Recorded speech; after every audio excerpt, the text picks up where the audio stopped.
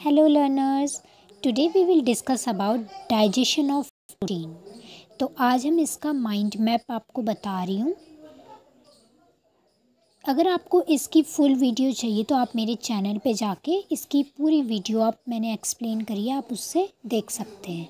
ये हल्का सा मैं आपको माइंड मैप आपको डिस्कस करूँगी इस वीडियो में। ओके, तो सबसे पहले हमने फूड खाया जिससे कि हमको प्रोटीन मिलता है, क्योंकि हम डाइजेशन ऑफ प्रोटीन पढ़ रहे हैं। तो जिस जिस फूड से भी हमको प्रोटीन मिलता है हम उसकी बात करेंगे। तो हमने वो फूड खाया,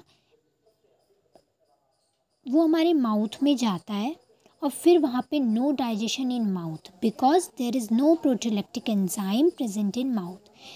ये मेरे चैनल पे पूरा डिस्कशन है कि वहाँ पे प्रोटीलेक्टिक एंजाइम क्यों नहीं प्रेजेंट होती है, क्यों प्रेजेंट नहीं है, क्यों डाइजेशन नहीं होता है, क्यों प्रोटीलेक्टिक एंजाइम नहीं होती है जो कि प्रोटीन को डाइजेस्ट करती है, वो वहाँ पे प्रेजेंट नहीं है, इसलिए माउथ पे डाइजेशन नहीं होता है। ठीक है, अब वो इसोफेगस के थ्रू हमारे स्टमक में आती है और गैस्ट्रिक जूस से मीट करती है। हमारे गैस्ट्रिक जूस में दो तरह की एंजाइम प्रेजेंट होती हैं जो कि इनएक्टिव फॉर्म में प्रेजेंट होती हैं। एक होती है पेप्सिनोजन, एक होती है प्रोरेनिन जो कि अभी इनएक्टिव फॉर्म में प्रेजेंट है। अब पेप्सिनोजन HCl की प्रेजेंस में आएंगी और वो कन्वर्ट होंगी पेप्सिन में जो कि एक्टिव प्रोटीलेक्टिक एंजाइम है। अब देखिए, ये प्रोटीलेक्टिक एंजाइम्स होती हैं दोनों।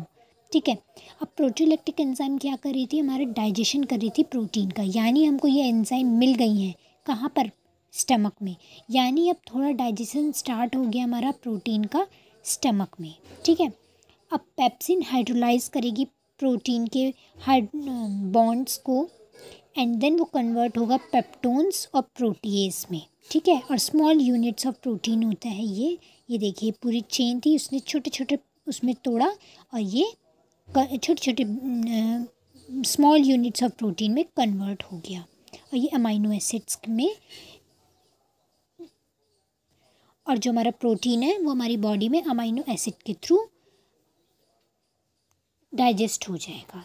क्योंकि जैसे हमारा फैट हमारा फैटी एसिड में होता है कन्वर्ट, वैसे हमारा जो प्रोटीन है वो हमारे अमाइनो एसिड में कन्वर्ट हो जाएगा हमारी बॉडी में जाकर। ठीक है, अब हम बात करते हैं दूसरी प्रोटीलेक्टिक एंजाइम की, वो है प्रोरेनिन जो भी ये भी हमारे स्टमक में होती है गैस्ट्रिक जूस में।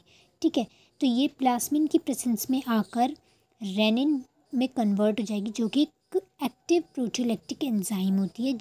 जब रेनिन एक्ट करता है केसिन में जो कि हमारी मिल्क का प्रोटीन होता है, मिल्क में प्रेजेंट होता है, जब ये एक्ट करेगी केसिन में तो ये कन्वर्ट हो जाएगी पैराकेसिन में एंड देन पैराकेसिन जब कैल्शियम के साथ मिलेगा तो ये बन जाएगा कैल्शियम पैराकेसिन और ये कन्वर्ट हो जाएगा पेप्टोन्स एंड प्रोटीएस में।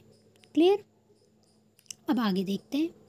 अब जो हमारा फूड बोलस ऑफ फूड है वो अब चला गया हमारे स्मॉल इंटेस्टाइन में।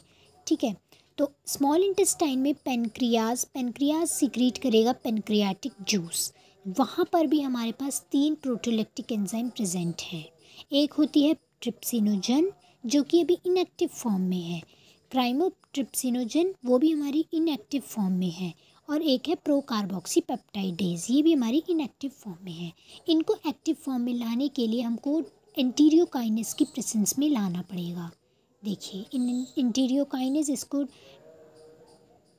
ट्रिप्सिन की फॉर्म में, इसको भी ट्रिप्सिन में, और पीएच हमारा 8.2 से 8.8 तक रहेगा सब में। ठीक है, तब जाकर ये एक्टिव फॉर्म में इनका बनेगा ट्रिप्सिनोजन का बनेगा ट्रिप्सिन, ये एक्टिव फॉर्म होगी। काइमोट्रिप्सिनोजन का बनेगा काइमोट्रिप्सिन एंड प्रोकार्बोक्सीपेप्टाइडेज का बनेगा कार्बोक्सीपेप्टाइडेज। ये हमारी तीनों एक्टिव फॉर्म में आ गई हैं।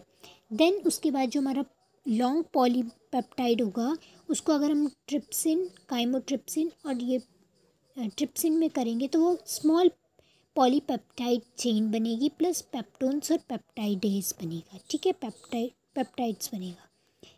देन जो हमारे स्मॉल पॉलीपेप्टाइड चेन है वो कार्बोक्सीपेप्टाइडेज के प्रेजेंस में आके पेप्टाइडेज एंड अमाइनो एसिड्स में कन्वर्ट हो जाएगा। देन हमारा जो प्रोटीन है वो अच्छे से स्मॉल इंटेस्टाइन में डाइजेस्ट हो जाएगा, यानी कि हमारा स्मॉल इंटेस्टाइन में जाकर हमारा जो प्रोटीन है वो डाइजेस्ट हो जाता है अमाइनो एसिड की फॉर्म में। क्लियर? अगर आपको इसका पूरा अच्छे से हैंड रिटन नोट चाहिए तो प्लीज़ मेरे चैनल पे जाके आप देखिए मेरी वीडियो को। डाइजेशन ऑफ प्रोटीन नाम से मैंने वीडियो बनाई है। आप प्लीज़, अगर आपको अच्छी लगे तो प्लीज़ अपने दोस्तों के साथ शेयर करिए, लाइक करिए और सब्सक्राइब करिए मेरे चैनल को। Thank you.